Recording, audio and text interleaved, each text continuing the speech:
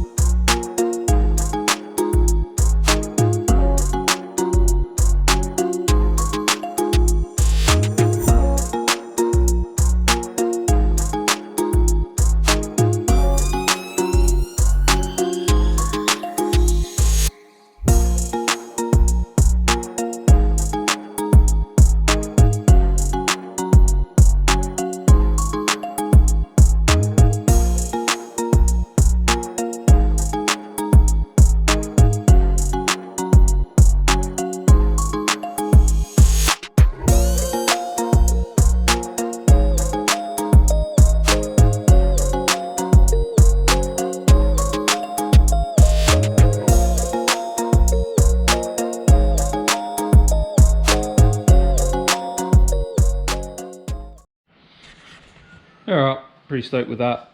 15 minutes and front's off. That was from full fluids and everything, so that's not bad.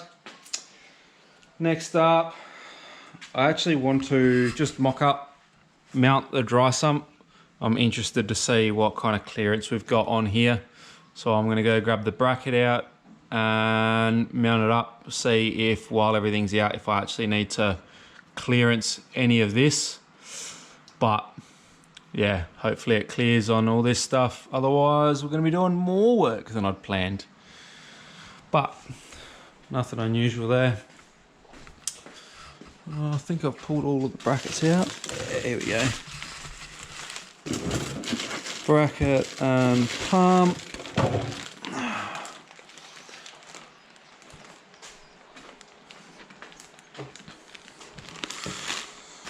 Nice shiny billet stuff.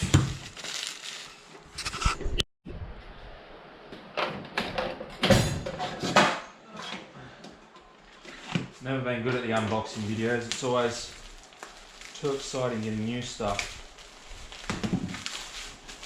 But these brackets look pretty nice. Looks like we might have two options for pump height. That'll probably be good. Leave those in. Oh, I reckon there's a bunch of nuts and bolts.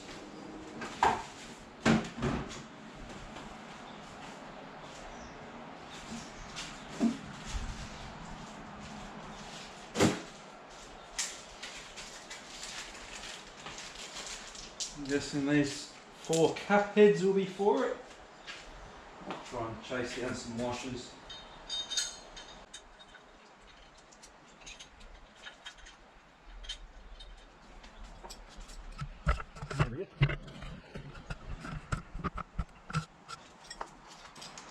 It's got the oil draining at the moment.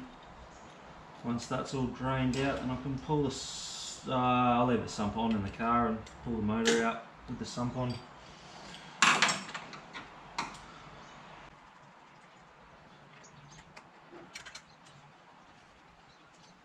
May end up changing these out just to normal bolts too. I like Allen keys, but at the track they can be a bit of a pain. Nice and easy just to have bolts and all of that we can use. So we only went a 4-stage pump too.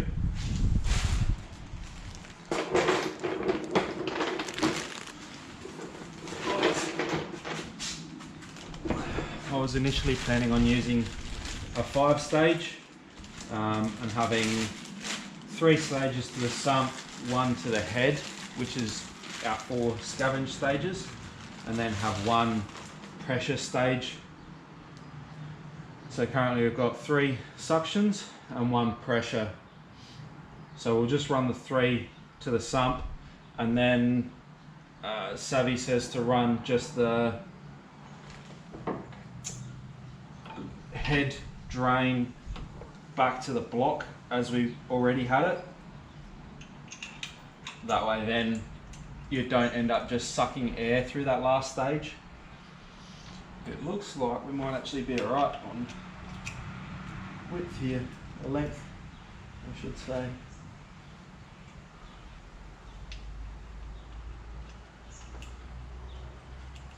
Well, that's in the low position, and that will swing away, which should be alright. We've got length on our pump. I've got to try and take the mandrel off so that I can see if the new mandrel will bolt up, because we had to make a spacer with the ATI bolt, and I think that new mandrel hasn't got a relief in the back side of it, so we'll have a look. But that clearance is good.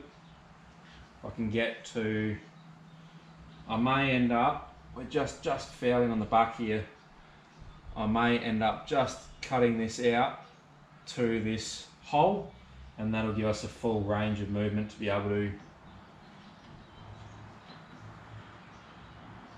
adjust. Oh, actually no, we're just missing it. We're already fouling on a full low. Doesn't look like we're touching anything anywhere. That's nice. These oil lines could be interesting. So they should all be -12, but it looks like they're all -12 O-ring. That may be a issue. I'll have to have a look at what I've got. So that there would be, I think that's a -16 out. Alright, go back in.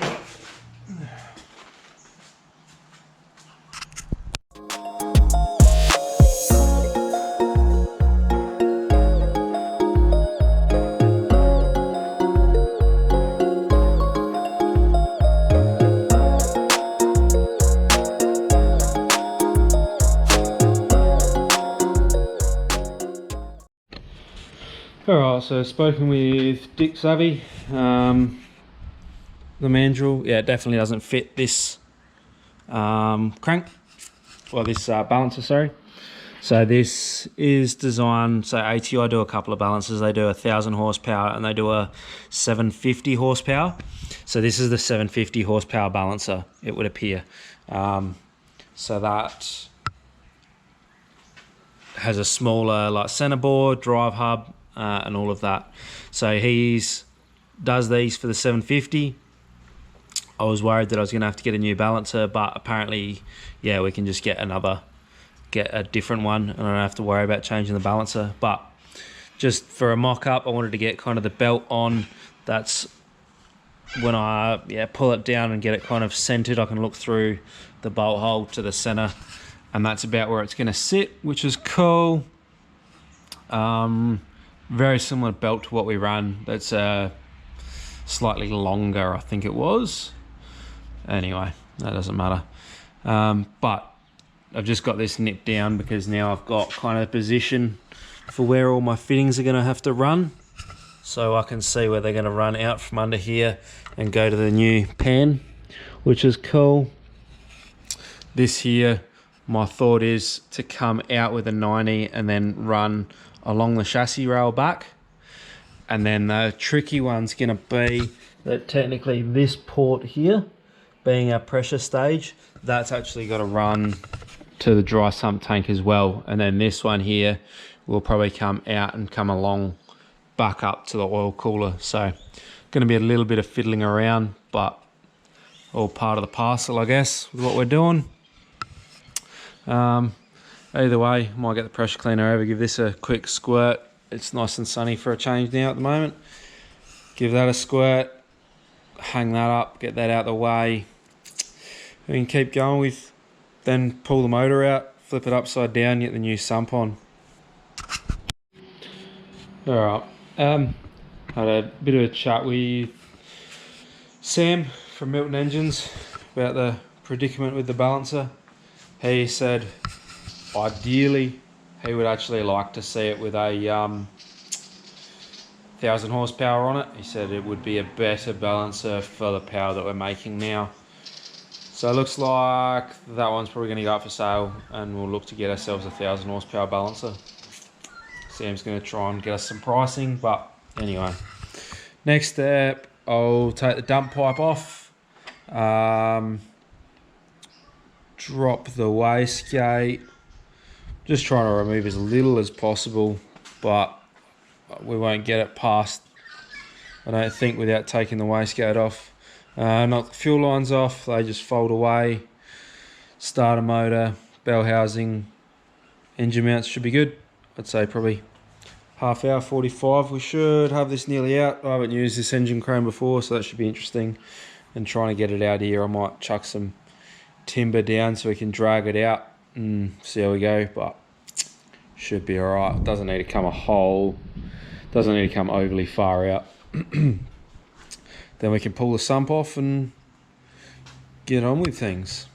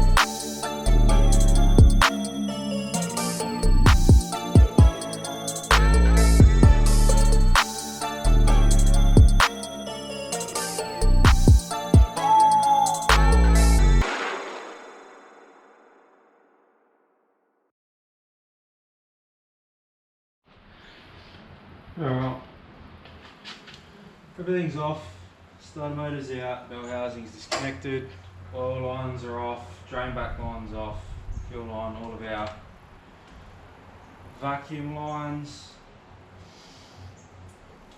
I don't think there's anything else left.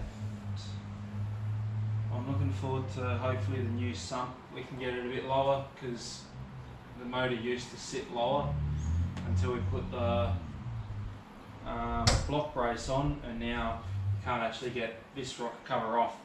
So I'm hoping that the dry sump's a lot thinner and we can get it down a bit lower, but we'll see what happens. It'd be nice to finally get it out. It's been a project I've been waiting for a while.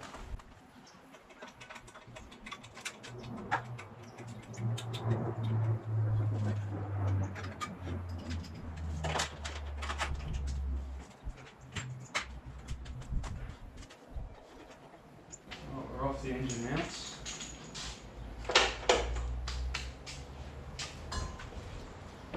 Got this jack in just supporting the trans.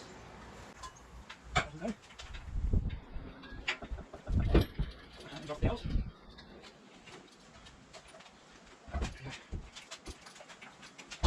And trans.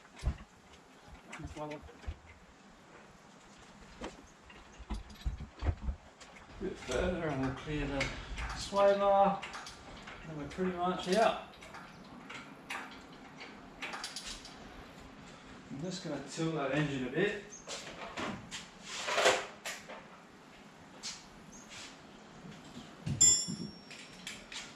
So that I can put it back in a bit easier when the time comes.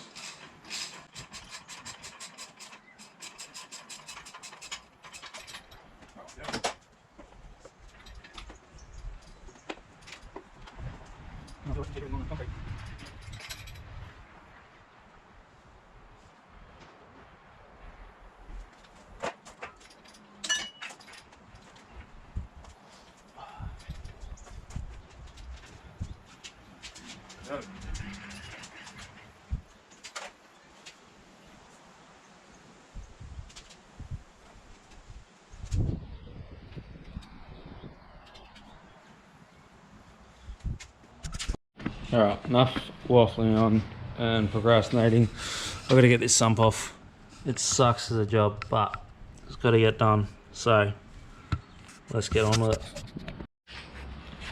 Now, I'm not too sure where the oil leak was coming from that kind of ended our weekend back in February, but there's definitely heaps of residue. Nothing by the looks of it coming from head gasket. That's a nice relief. It does look like there was a bit from around here. The one thing with this PRP kit is you've obviously got the holes for the 26, but you've also got the 25 drilled into it, and I don't know whether, so you can see just there's like a relief for where the 25 hole is. I'm not sure if maybe that's our problem, we're getting leaking from there. But turbo drain looks dry. Head drain looks dry. The moisture that I can see is actually almost from between the girdle or the block brace and the block. Like it looks wet through here, but I'm not sure if that's just wicked up. Don't know, but it's definitely made a mess. Everything's just covered in oil. Oh well, that's racing. We'll clean it all up. Have another go. Yeah, wouldn't mind measuring that clearance that we had through here for the steering rack and seeing what we wind up with the new sump. Fingers crossed we can drop the motor down just a little bit. Didn't want to keep working on a filthy motor, so we rolled it as far outside as I could and gave it a pressure wash. Heaps better, heaps better. But so I've just had a measure up. From this side, from this face here to the sump was 65 mil. Now I've just had a measure of the dry sump pan. So this is, I'm not sure if I've already shown you, but this is the new PRP dry sump pan we're going to run. I think it was new, released when I bought it. Now it's been out for a while, but whatever. I actually had a measure. It looks like it's going to be about 45 mil. I don't know if you guys can see, but about 45 mil. So that'll be awesome. We had no spaces in there initially when I put the motor in, but then when we put the girdle on, I had to put these spaces in. and I reckon they're 15 mil. So now I should be able to pull them back out. Everything will drop down a little bit how it used to be, which will be amazing. Means I'll be able to get rock covers off, because I was able to do that previously. I would like to change with the dry sump now. Technically there's no real need for the breather. Well, sorry, I still need the breathers, but I don't need the oil fill. So I don't know, I'd like to get new rock covers, some smooth ones, a bit lower profile, a bit tidier, but they're like $1,000 and $1,000 is pretty much a race entry. So race entry or a pair of shiny rock covers, I don't know. I'm at the point where I'd just rather be on track. Who cares what the rock covers look like? But if anyone's got any, let us know. Might grab some second-handy ones if they pop up.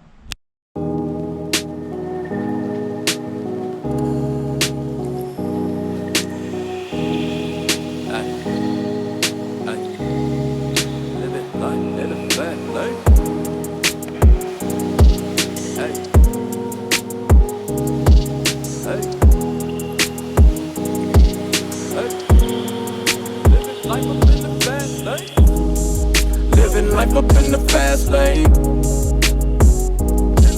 Hey. Living life up in the fast lane. And I ain't slowing down, I ain't slowing down, I ain't slowing down. Living life up in the fast lane. Pedal to the ground. Sump's off. Having a bit of a look over. Honestly can't work out where our oil leak might have been coming from. It looks like we've got pretty good seal around everything. Yeah, I'm a bit baffled. I really don't know. Maybe back there in the back corner. I don't know if you guys will be able to see it, but it looks a little bit light on right here where there is a bit of oil. But I really don't know. Anyway, I'll clean this up. This is a bit of a pain with these because I've got these like little cone washers that you got to like glue into here. So that's part of it. Is I don't know if they're gluing in properly or what's going on. But fingers crossed, dry sump should sort it. So I've just chucked 4 bolts in the sump, just a couple just to hold it there. It's not tight, but we've got fittings on, pump on. I just gave the engine bay a quick pressure wash. It was disgusting, all up through there and down the side. It did seem that it was mainly leaking on the right hand side, which would make sense if it was leaking out of this corner, which I think it might have been, but it's hard to tell. Anyway, sump's on. I'm just gonna swing it around and chuck it back in. I want to see how we're looking fitment wise. That way then I can have a bit of a look at all my lines and maybe start coming up with a bit of a plan there. I've already bought a heap of Raceworks fittings. They hooked us up. So hopefully what we've got will work and we can get cracking on with some lines. To the ground, pedal to the ground. Living life up in the fast lane. Life, though you limits, you just put them in Coronas. I've been working, I need that advance with the bonus. Ain't no thoughts about tomorrow, I'm just living in the moment.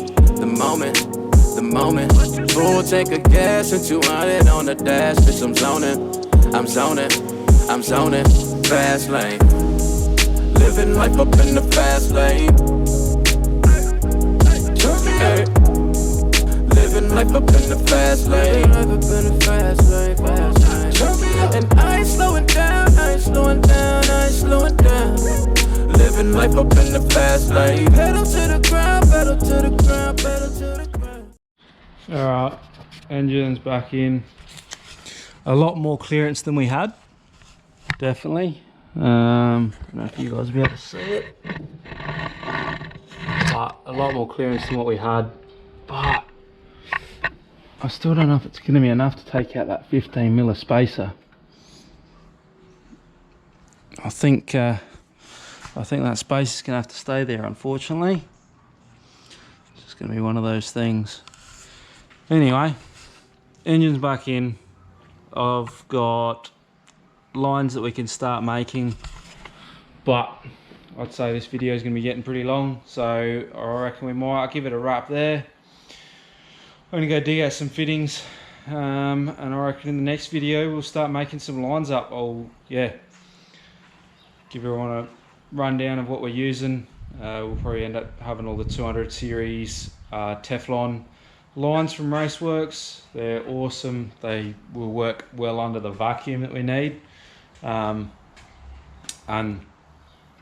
the 200 series is a lot better around heat. So I reckon I'm going to go put all this stuff away, give the joint a tidy up, and that'll probably be it for this week. So cheers everyone, hope to see you in a fortnight. Bye.